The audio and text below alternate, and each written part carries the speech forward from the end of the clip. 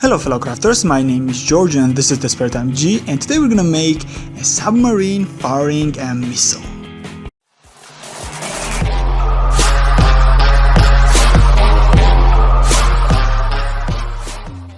If you enjoy my content, consider subscribing and clicking the notification bell to get notified once I upload a new video. So as you know, I'm a big fan of military, and when I saw this trailer of upcoming Hunter Killer, it kick-started my motivation to make this piece, and I could not even wait to get into sculpting. This is going to be a special one for me, because this is the third diorama I have made using these ceramic plates, and I will tell you why that is in the moment. Here you can see that I'm starting the layering process. It's not really very important to already make the water wave shapes. Just right now you need to raise the level of the water, so to say, so you have some kind of space where you can create dips. Sometimes when the object, in this case the submarine, moves through the water, especially on the sides of the top part, in the front part I mean, some kind of vortexes appear, which makes those dips, so you need that effect to occur. Here you can see that it is a simple layer of clay where I'm adding this basic shape of my submarine. It is going to be not as thick as you are seeing right now. This is simply the reference. I'm going to use this loop tool to grind it down and make it smooth. Of course it's going to be the first layer only, as if you have seen submarines, some of them have kind of strange bumps and sides, and I'm going with the basic version, of course. You can see the worked up version. I'm really happy with this result already right now. The thing I really like is that the contrast between the waves and the shape of the surface of the submarine, the loop tool and the direction in which I'm just scraping out this clay makes the texture of submarine really resemble the real one. Here you can see the second level I have created and I was talking about. Oftentimes these layers are situated differently, but I have used the basic one which I was able to find in the Google reference photos. And here is my ballistic missile, which is quite huge in comparison with the submarine. As you can see, it must be at least 2 meters in width, so to say. And this is the copper wire base, which I will insert right now on the back portion of the submarine. I decided to make it back here because the stream of this white smoke which is coming out of the rocket will kind of conceal the back part of the submarine. As you can see, it is cut straight at the edge of the ceramic plate, and I want that part to be concealed, so the whole diorama will feel much more natural and complete, so to say. And you just really need to use some clay pieces to fill up the gaps. Here is the finished version of my submarine reference. I have added this kind of conning tower and fins, so to say. I really do not know what they are called, unfortunately, and some kind of tubes, which I assume are for vision purposes and maybe radar or radio or something. At the same time, the fins on the conning tower, if it is conning tower of course, are a feature of some submarines, not all, but I wanted to add this piece as much as details as possible, so I decided to go with that one. Here you can see the rough sketches of the waves. It is quite easy to create, not very difficult, but the hardest part is to shape it up and create the real waves, so to say. For this purpose, I'm yet again using this loop tool to scrape the basic shape out of this one.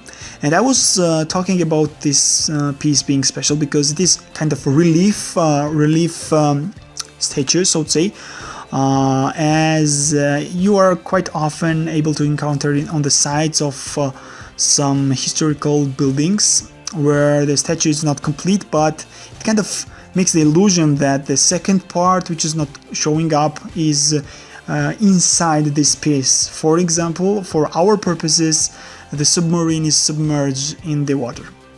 Here you can see the basic thing I was able to create, and now I will even use the finer tools to scrape it out. And here is the final version, so to say, of waves. I have used some loop tools to create these bumps, also the rubber picked tool, so to say, to create these smaller irregularities at the back. And right now I'm starting to paint this guy. It is not very hard to create the basic water color, so to say. But the main thing is also try to shape the waves in order that they are kind of parallel to the curvature of the main border the submarine is creating, so it will feel more realistic, so to say, as the submarine is kind of warping the water as it is going through it. And right now you just need to simply create the blue outlines on the outside borders of this main wave around the submarine, and inside of that you will need to use white in combination with blue, of course, to make this effect of bubbles created by a fast moving object in the water. Here you can see the final version. I'm really happy with this result. The one thing I have added lately is I have used a little bit of white to blend it with the blue, which came up to be very dark once it was dry, and I went over it, and this kind of distinctions between the dark and brighter blue pieces created this nice deep effect, so to say. In this shot you can see it is really crazy. I really like this one. The only nitpick I have is these white places. In reality they are kind of some kind of more three-dimensional, and here it looks like it is just painted on. I really like the difference between the texture of submarine and the waves. Yet again, the direction where I was using my sculpting loop tool created this realistic effect, and this kind of angles you can see right now, which are stretching all along the submarine, are actually found on the real models. So it really created everything and made it really have a nice contrast, so to say. And this is the place where I'm going to use the cotton to cover up this even not colored version. Of course, I do not really need to color this one up. I really do not need it to cover this place on the submarine or in the water as well, but I kind of wanted it to feel finished and not to cheat and conceal that lately. So yeah, right now what we need to do is to add the stream of smoke at the end of this missile. And here is the final product. I'm really happy with this one. The cotton feels really dense and really large. Kind of makes the feeling that the rocket is really going to hit hard. At the same time, you do not really need to paint the cotton, but you can go ahead.